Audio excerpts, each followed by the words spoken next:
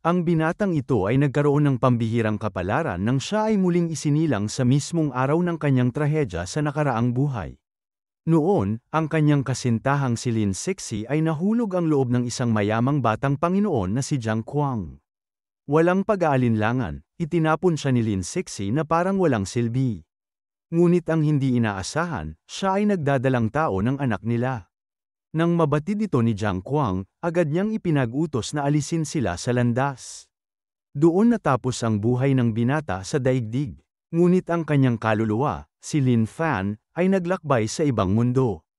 Doon, nagkaroon siya ng pagkakataong mapasakamay ang banal na batong siyam na kalangitan, na nagbigay sa kanya ng napakalaking lakas upang mabilis na umangat sa rurok ng antas ng banal na general.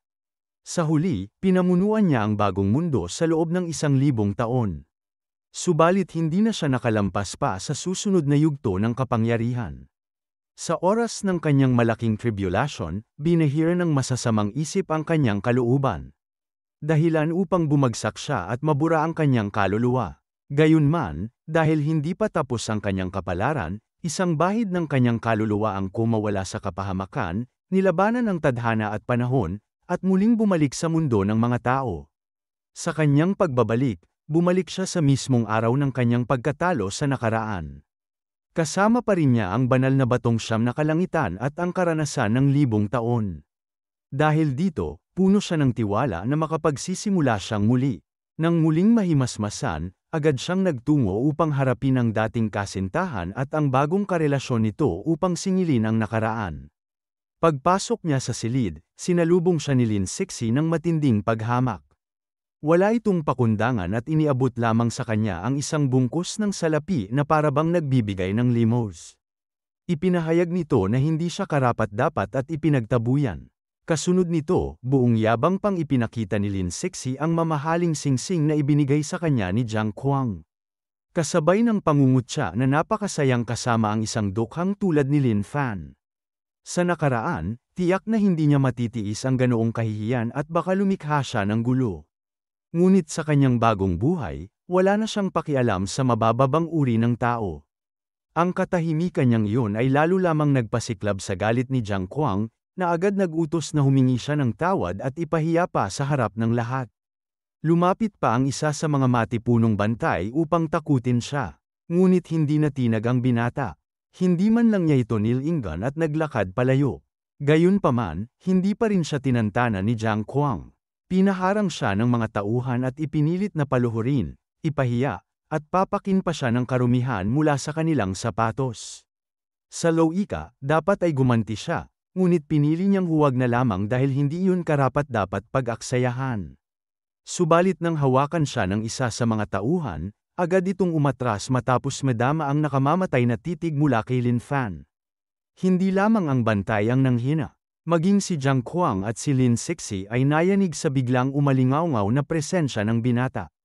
Sa halip na tumigil, pinilit pa ni Lin Sixi na udyukan si Jiang Kuang upang lalo siyang hamakin. Ngunit sa kanilang pagkilos, nagmistulang katawa-tawa ang pangyayari. Si Jiang Kuang mismo ay nadapa at bumagsak ng nakatihaya, at sa hindi magandang pagkakataon, ang mamahaling hiyas na dala niya ay napadiretso sa bibig ni Lin Sixi, dahilan upang ito'y maduwal. Sa puntong yun, hindi na nag-abalang manood si Lin Fan. Alam niyang may mas mahalagang bagay kaysa makipagtalo sa kanila. Lumisan siya ng walang lingon at pinagtuunan ng isipan ang tunay na mahalaga, ang muling pagsisimula, ang pag-iipon ng kayamanan, ang pagpapalakas ng sarili, at higit sa lahat, ang pagbibigay halaga sa kanyang mga magulang. Habang naglalakad pa uwi, pumasok sa kanyang isipan ang kapatid niyang si Shaddai na dati labis na nagkasakit dahil sa tuberkulosis. Isa iyon sa pinakamalaking pagsisisi sa kanyang nakaraang buhay. Ang walang magawa kundi panoorin ang kapatid na mamatay. Ngayon na siya'y muling isinilang, hindi na niya hahayaang maulit ang ganoong trahedya. Dahil dito, huminto siya sa isang tindahan ng tradisyonal na gamot Tsino at inubos ang lahat ng laman ng kanyang petaka upang makabili ng pinakamainam na halamang gamot para sa kalagayan ng kapatid. Sa panahong yon, para kay Lin Fan, wala nang halaga ang mga karaniwang sakit ng tao. Ang kailangan lamang niya ay pagsamahin ang ugat ng Fote sa banal na batong siyam na kalangitan. Idagdag ang mga makapangyarihang teknik ng sining pandigma na nasa kanyang isipan, at gamitin ang sariling lakas ng buhay upang maibalik ang maayos na sirkulasyon sa katawan. Sa ganitong paraan, lubusan niyang magagamot ang matagal ng karamdaman ng kanyang kapatid. Hindi nagtagal at nakauwi siya. Ngunit imbes na matagpuan agad ang kapatid, sinalubong siya ng isang pangkat ng mga maton na nag-aabang sa labas ng kanilang bahay. Pinipilit nilang takutin si Xiao Dai, ngunit hindi ito bumukas ng pinto. Nang marinig niya ang tinig ng kanyang kuya, agad siyang lumabas at naghanap ng kanlungan sa kanyang piling. Sa kabila nito, patuloy pa ring minamaliit ng mga maton ang magkapatid at walang pakundangang iniinsulto ang mga ito. Karaniwan, si Lin Fan ay hindi na pumapansin sa mga panlalait. Ngunit nang masangkot ang kanyang kapatid, hindi na niya matiis. Sa malamig na ihip ng hangin, handa na siyang magparusa.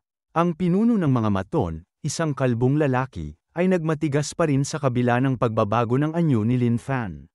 Ngunit nang maramdaman ang bigat ng presensyang pumipiga sa kanya, nagsimulang mabahala ang lalaki. Gayunman, nanatili itong mapangahas at patuloy na nagbanta na pinaalis sila sa loob ng isang linggo. Sa isip ni Lin Fan, hindi basta-basta ang bahay na iyon. Dito ikinasal noon ang kanilang mga magulang, at ngayon ninanais ng kumpanyang pag-aari ni Jiang Kuang na agawin ang lugar upang paunlarin. Ang mga dati at bagong sama ng loob ay naghalo, kaya't muntik na siyang mawala ng pagpipigil at tuluyang lipulin ang mga walang hiya. Mabuti na lamang at naroon si Xiao Dai, nakahawak sa kanyang braso, nagpapaalala na huwag masayang ang kanyang pagkatao. Ngunit nang malaman ni Lin Fan ang ginawang pang-aabuso ng kalbong lalaki sa kanyang kapatid, tuluyan ang bumulwak ang galit. Hindi na siya nakapagpigil. Sa isang iglap, sinunggaban niya ito, itinupi ang braso at binasag ang yabang. Ang dating malakas na maton ay agad na paluhod, nagmamakaawa habang sugatan ang bibig at halos mawalan ng mga ngipin. Ang mga kasamahan nito ay natigilan. Wala ni isa ang naglakas loob na lumapit pa. Pagkaraan ng insidente, inuwi niya si Xiao Dai at inalagaan. Doon niya nalaman na matagal na itong hindi nakapasok sa paaralan dahil sa lumalalang karamdaman. Sa kanyang nakaraang buhay, naging bulag siya sa pagdurusa ng kapatid dahil sa pagkahumaling kay Lin Sixi. Pinagsisihan niya yon ng labis. Kaya ngayon, sa ikalawang pagkakataon, itinakda niyang itama ang lahat ng kamalian. Agad niyang kinuha ang ugat ng fote at pinaupo ang kapatid ng nakatalikod upang simulan ang paggamot. Tahimik itong sumunod, hindi batid ang gagawin ng kanyang kuya. Sa pamamagitan ng mga teknik mula sa ibang mundo, ginamit ni Lin Fan ang ugat ng fote, sinamahan ng pagpupunyagi ng enerhiya, paglalapat ng diwa sa katawan, at pagpapaagos ng dugo upang mailabas ang mga lason. Sa kalaunan, naging maayos ang buong proseso at unti-unting gumaling si Xiao Dai. Kailangan na lamang ng panahon ng pahinga at ganap na makakabawi ang kanyang katawan. Hindi pa doon natapos ang lahat. Gumamit si Lin Fan ng sarili niyang dugo upang lumikha ng isang anteng-anteng para sa kaligtasan ng kapatid. Nang masiguro niyang ligtas at payapa ito, nagsimula siyang isakatuparan ang susunod na hakbang, ang maghanap ng paraan upang kumita at mapunan ang kanilang pangangailangan. Sa kanyang isip, malinaw ang prinsipyong bumabalot, kapag nang ahas, malaki ang gantimpala, kung hindi, maliit lamang ang makakamit. Kaya't nagpasya siyang gamitin ang huling $100 na hawak upang sumugal sa isang kasinong tanyag sa lungsod. Taglay niya ang kakayahan ng isang tagapagsanay na nakakahigit. Ang malinaw na pananaw at pambihirang karanasan. Pagdating niya sa marangyang pasilyo ng kasino, sinalubong siya ng malamig na tingin ng mga tauhan. Pinagtawanan siya bilang isang dukha na tiyak mawawalan ng lahat. Ngunit hindi nila siya mapigilan sapagkat siya ay isang bisita. Direkta siyang nagtungo sa isang mesa kung saan umaalingaw-ngaw ang ingay at mabilis ang galawan. Nang makita ng mga manlalaro at tauhan ang isang batang mukhang mahirap na nakaupo roon, napaawang ang kanilang mga labi sa pagkadismaya. Para sa kanila, tila isang katawa-tawang bagay ang pag-upo ng isang hamak sa mesa ng malalaking pastahan. Ngunit para kay Lin Fan, iyon ang simula ng pagbabalik ng kanyang kapalaran. Sa gitna ng kasiyahan sa kasino, isang lalaki mula sa ilalim ng lipunan ang hindi nakatiis at nagpaalala kay Lin Fan na walang karapatang umupo sa mesa ng malalaking pastahan. Ngunit imbes na umatras, Kalmado niyang sinindihan ang isang sigarilyo at nanigarilyo na para bang tunay na batikang manlalaro. Hindi niya pinansin ang mga pagbabanta.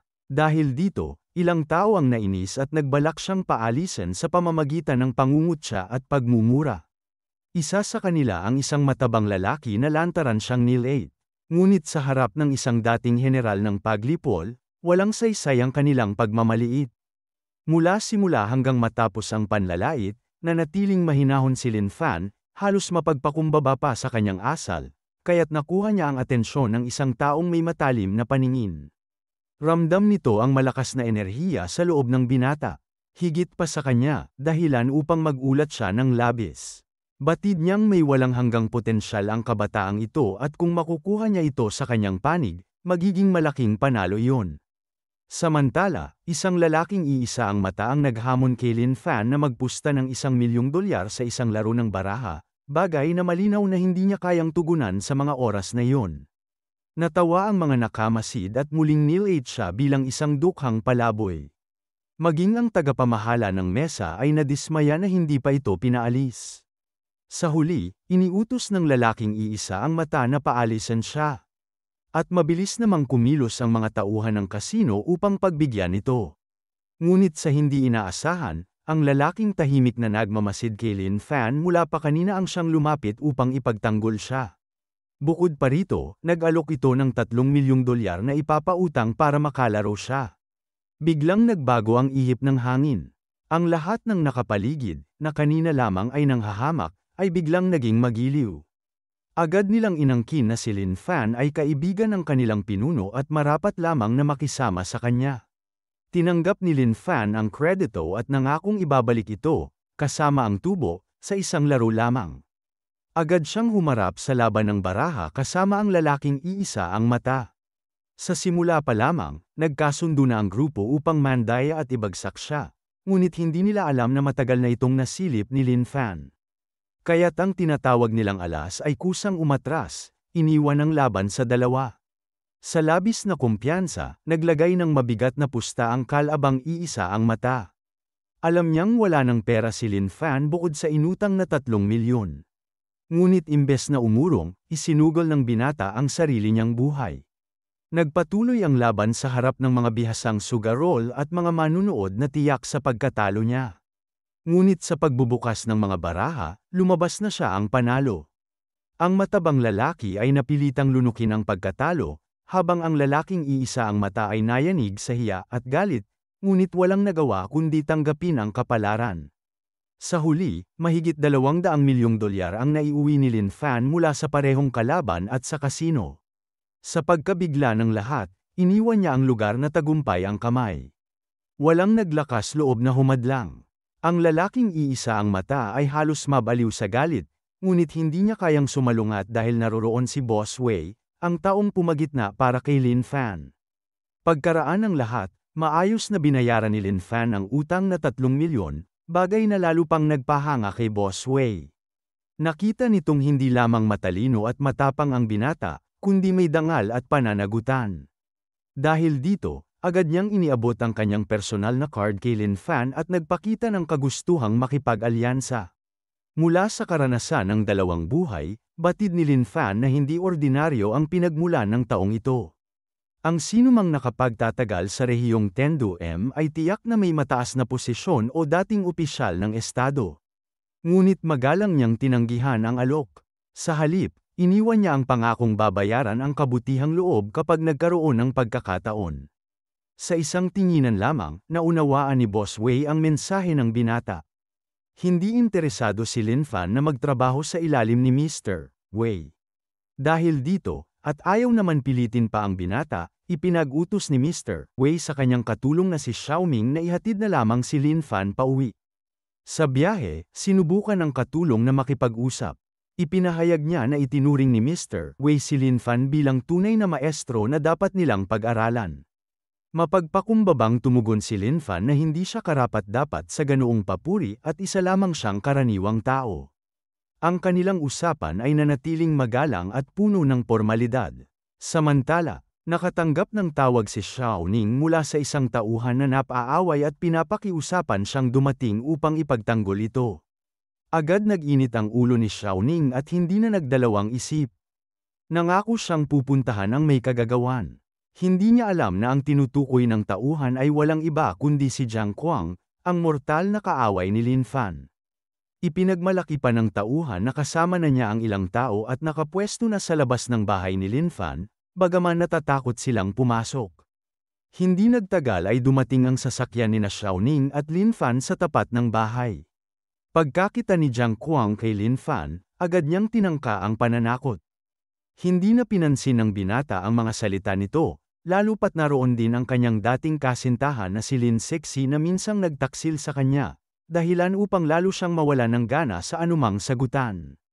Pinagsamantalahan ni Jiang Kuang at Lin Sexy ang sitwasyon upang magparatang at baluktutin ang katotohanan, hinihikayat si Xiaoning na saktan si Lin Fan para ipagtanggol sila. Nang mapagtanto ni Xiaoning na ang taong nais niyang harapin ay mismong panauhing kagalang-galang ni Mr. Wei, siya ay natigilan at naguluhan. Subalit bago pa man niya malinawan ang sitwasyon, pinutol na ni Lin Fan ang kanyang mga salita. Sa kabila nito, ipinagpatuloy ni Jiang Kuang ang kanyang kayabangan, habang si Lin Sexy naman ay nagdagdag pa ng mga akusasyon. Lumala ang kanilang kahibangan hanggang sa mawalan ng pasensya si Lin Fan. Noong inakala ni Jiang Kuang at Lin Sexy na kakampi nila si Xiaoning, sila mismo ang nagulat nang bigla silang pinatahimik ng kanilang inaasahang kakampi.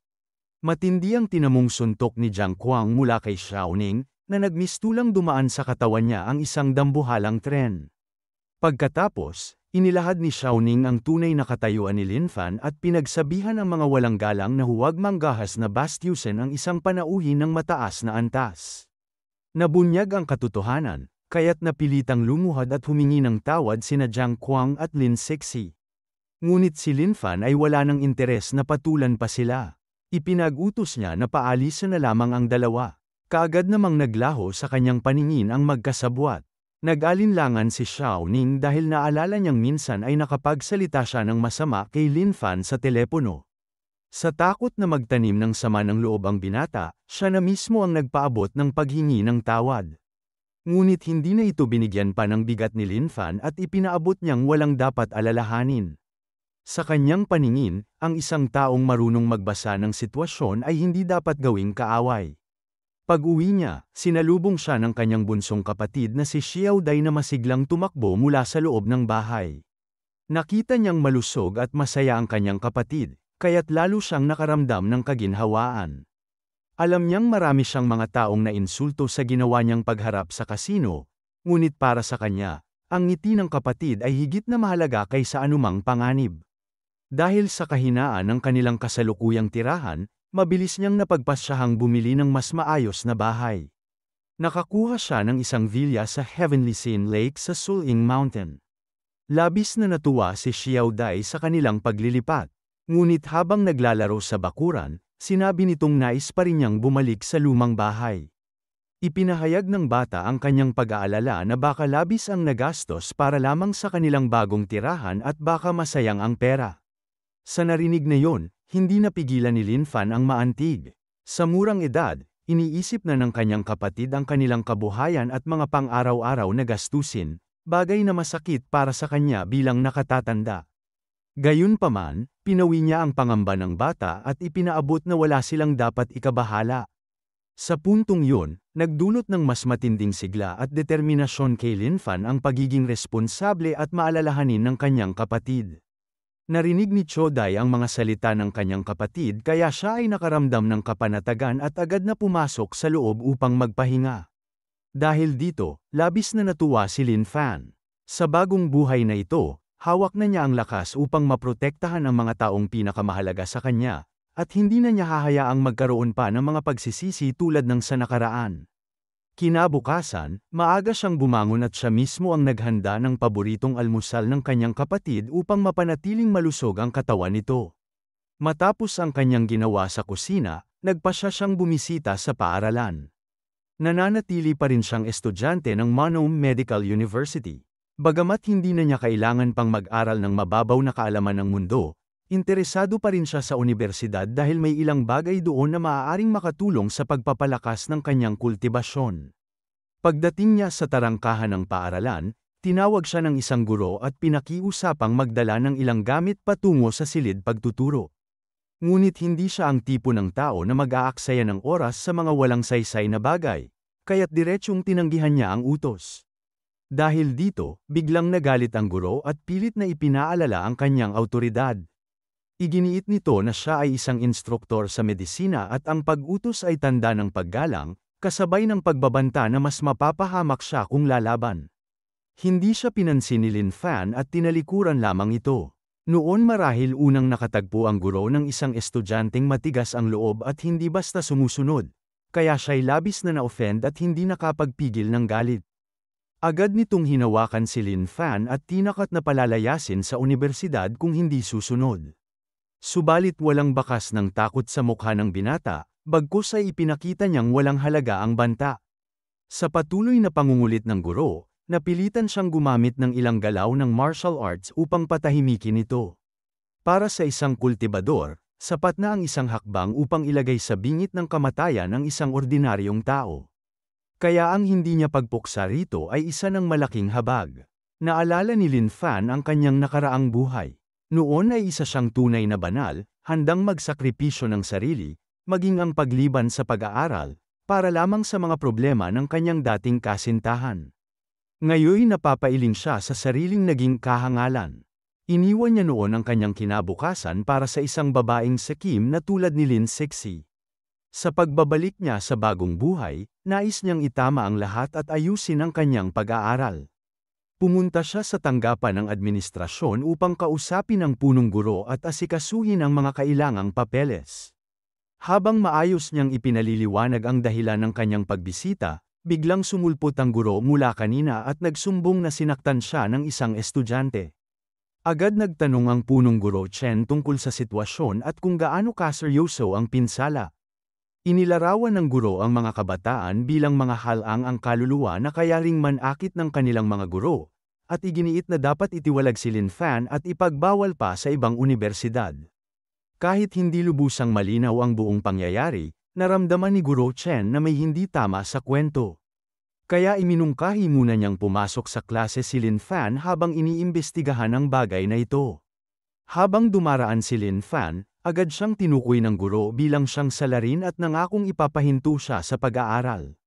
Nais malaman ni Guro Chen ang buong detalye at muling nagtanong. Dito sinamantala ng guro ang pagkakataon upang suruan si Lin Fan, hiningi ang agarang pagpapatalsik, at iminungkahi pang ipadala siya sa isang pasilidad na para sa mga kabataang muling pinapabuti. Subalit tumindig si Guro Chen upang ipagtanggol ang mag-aaral. Para sa kanya, maaaring pansamantalang nadala lamang ng emosyon si Lin Fan at bilang mga guro, dapat silang magbigay ng pagkakataong may tama ng mga estudyante ang pagkakamali. Iminungkahi niyang humingi ng paumanhin si Lin Fan upang matapos na ang usapan. Ngunit matagal nang walang pagpapahalaga si Lin Fan sa mga awtoridad na gaya ni Liang. Hindi siya pumayag na humingi ng tawad dahil hindi niya ito nakikitang karapat-dapat. Lubos na nagngit-ngit ang guro at pilit na pinilit si Chen na maglabas ng kaparusahan. Sa huli, dahil sa matinding pressure, napilitan si Guro Chen na suspindihin si Lin Fan sa loob ng 1 taon dahil sa pisikal na pananakit at ibalik sa kanya ang aplikasyon na nais niyang isumite. Nang makita ni Lin Fan ang kasiyahan sa mukha ng gurong nagsabuatan laban sa kanya, hindi niya napigil ang ilabas ang inis. Tahasan niyang ipinahayag ang pagtutol sa desisyon at malakas na inundayan ng kamay ang mesa. Ang matinding asal na yun ay labis na nakaapekto sa kalooban ng dalawang guro. Sila mismo ay nagulat na may estudyanteng makapagsasalita ng ganoon laban sa kanilang awtoridad. Ngunit nanatiling matatag si Lin Fan. Walang bakas ng takot at nagbigay pa ng hamon na maghanda ang mga guro dahil doon pa lamang magsisimula ang tunay na kaguluhan. Naiwan ang dalawang guro na puno ng galit at pagkadismaya, ngunit wala silang magawa habang siya'y naglakad palayo matapos ipahayag na agad niyang ipoproseso ang kanyang pagbabalik sa paaralan. Ang dahilan kung bakit kumilos ng may kayabangan si Lin Fan ay dahil alam niyang may umaalalay sa kanya. Hindi niya akalaing agad siyang aasa sa koneksyong yun. Isang tawag lang kay Boss Wei, at agad nitong kinontak ang mismong presidente ng unibersidad kung saan siya nag-aaral. Habang hinihintay ang resulta, pinuntahan ni Lin Fan si Xiao Zhu, ang tunay niyang unang pag-ibig. Maganda ang kanilang naging relasyon noon, ngunit mula nang dumating si Lin Zai, tila nawala siya sa sarili at ipinagkanulo si Xiaozu. Kaya ngayong binigyan siya ng kapalaran ng isa pang pagkakataon, nangako siyang hindi na niya muling pababayaan ang mabuting babaeng iyon. Sa kanyang pagbabalik, nang ipahayag niya ang kanyang nararamdaman, buong puso pa rin siyang tinanggap ni Xiaozu at masayang yamakap sa kanya. Ngunit habang sila'y nagtatamasa ng matatamis na sandali, biglang dumating ang isang matandang arogante at winasak ang maaliwalas na tagpo. Mula sa usapan ng mga kaklase, nalaman ni Lin Fan na ito ay si Ku Heng, isang siga na matagal nang kumakalapit kay Xiaozu. Hindi raw alam ng babae ang kanyang damdamin, at ngayon naglakas loob si Lin Fan na maging karibal. Nagalit si Ku Heng, halos umatake na, ngunit nang makita ang iba pang mga estudyante ay napigil siya. Tinawag niya si Xiaozu upang makausap ng pribado, ngunit hindi nagpadaig ang dalaga. Sa halip, nagtago siya sa likod ni Lin Fan at diretsyong tumanggi. Doon na nagpakita ng tunay na kulay ang matanda. Sinubukan niyang pilitin si Xiaozu, ngunit maagap na pumagitna si Lin Fan at hinaranggan siya. Binyantaan pa ni Lin Fan na umalis bago lumala ang sitwasyon. Ngunit imbes na umatras, lalo lang nagalit si Ku Heng. Wala raw karapatan si Lin Fan, at kung hindi siya marunong makisama ay tuturuan niya ito ng leksyon. Binalaan pa siyang itatapon sa kung anong bulok na lugar. Kitang-kita ng mga kaklase ang kanyang kalapastanganan at mas naunawaan nila kung bakit takot na takot si Xiaozu sa kanya. Upang palakasin ang loob ng dalaga, ipinangako ni Lin Fan na poprotektahan siya, hindi man lang masasaktan kahit isang hibla ng kanyang buhok. Nang tinangkang suruan at pahiyain ni Ku Heng si Xiaozu, napaurong ito ng masulyapan ang malamig at matalim na tingin ni Lin Fan. Subalit hindi pa rin siya tumigil. Tinawag niya itong mahina at hamon-hamon pang lumaban. Dahil dito, hindi na nagtimpi si Lin Fan. Isang malakas na sipa ang kanyang pinakawalan na nagpabagsak kay Ku Heng at nagpahagi sa kanya ng 10 metro, bumangga pa sa pader. Nagulat ang lahat sa lakas ni Lin Fan. Hindi nila inakalang isa rin pala siyang bihasang martial artist. Ngunit kahit halos mawalan na ng malay, nagkunwari pa ring natakot si Ku Heng upang makapagtago ng balak na biglang umatake. Subalit batid na ni Lin Fan ang kanyang pakana. Nang sumugod muli ang matanda, agad siyang sinagot ng binata. Sunod-sunod na suntok, tuhod, at siko ang ibinigay hanggang tuluyang mapilayan ang mga binti nito. Sa huli, isang malupit na hampas ang nagpatamba sa kanya. Halos ikapahamak na ng kanyang buhay.